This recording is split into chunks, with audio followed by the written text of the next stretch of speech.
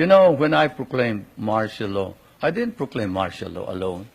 It is made to appear as if I just signed the decree and said, I impose martial law on each and every one of you.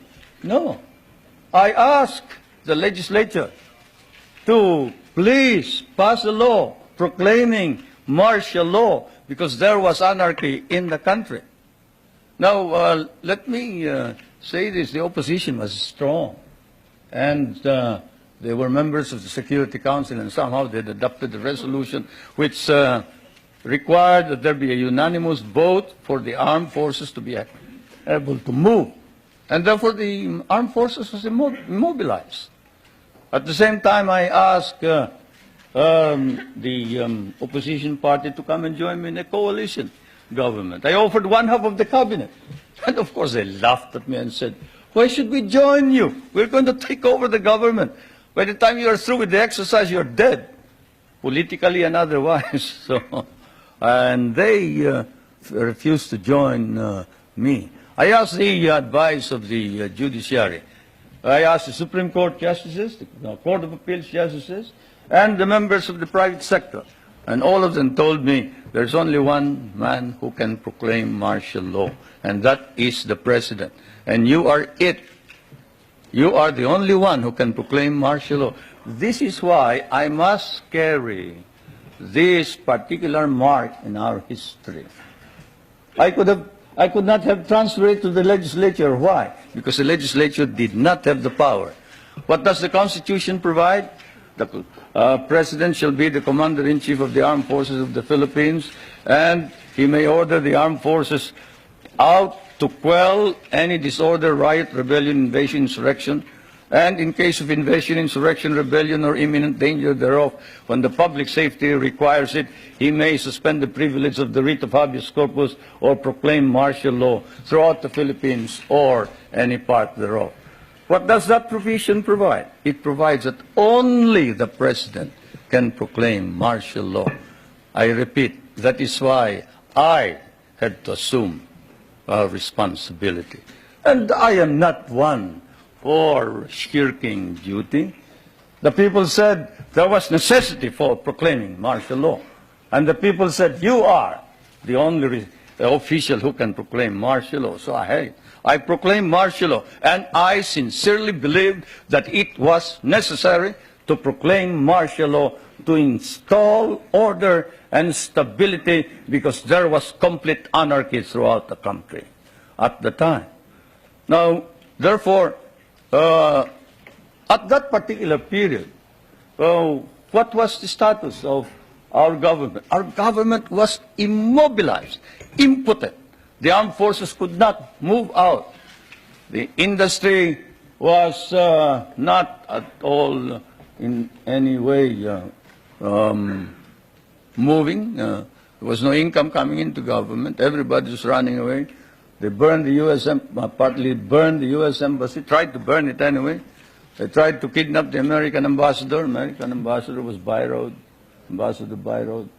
And they tried to kidnap our foreign minister, Romulo, whom you just saw today.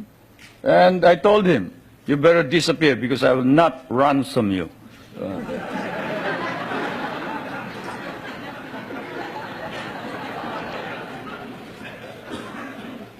But whatever it is, they burned the Manila International Airport, they bombed the Supreme Court, they bombed the Constitutional Convention, they bombed the City Hall, they burned part of Malacañang Palace, they attempted to kidnap my children, they attempted to kill the President 8 times.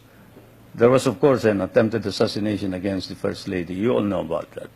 And this required that I immediately act on it, and so I did. Now, we established land reform. We were fighting a group known as the HUKBALAHAP, Hukbong Nagpapalaya ng Bayan. It was socialist inclined. It was leftist. But they were friends of mine because we had fought in the Second World War together.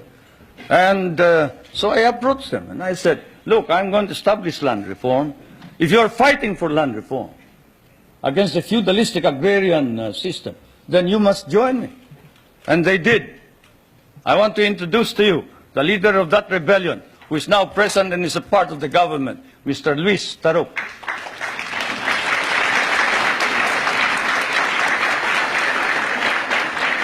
He is a member of the National Assembly. One reason why he ran to the hills, according to him, was he was elected as a member of the old legislature and he was not recognized as such. He and the others. Now I want to introduce to you another leader of the Free Farmers Federation, which is also composed of farmers who wanted reform, but who are fighting for reform, but who are now joining in the effort to establish political stability and economic prosperity throughout the country, and who was Dean of the College of Law of the University of Ateneo, but abandoned his deanship in order that he may join in the effort to attain the noble mission of this new society. I refer to National Assemblyman Jerry Montemayor, President of the Federation of Free Farmers of the Philippines.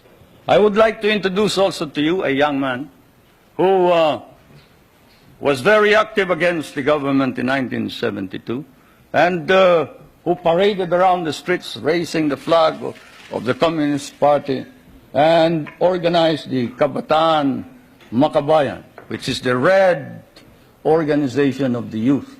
And this man is Nilo Tayag. Is he here? Anyway, he is somewhere around here. But they have all joined, all these activists, to prove to you that all these stories about our being oppressive against our enemies and our friends, they've all joined the government to help reform and drive out all the corrupt people in the government. We have an ombudsman. We are the only country with an ombudsman. You know what an ombudsman is? He is the officer who watches over the corrupt officials of government. And this man has charged more than 1,000 officers and employees and sent most of them to jail. Is Justice Pamaran here? He must be somewhere around. Where's Justice Pamaran? There he is. There's the ombudsman.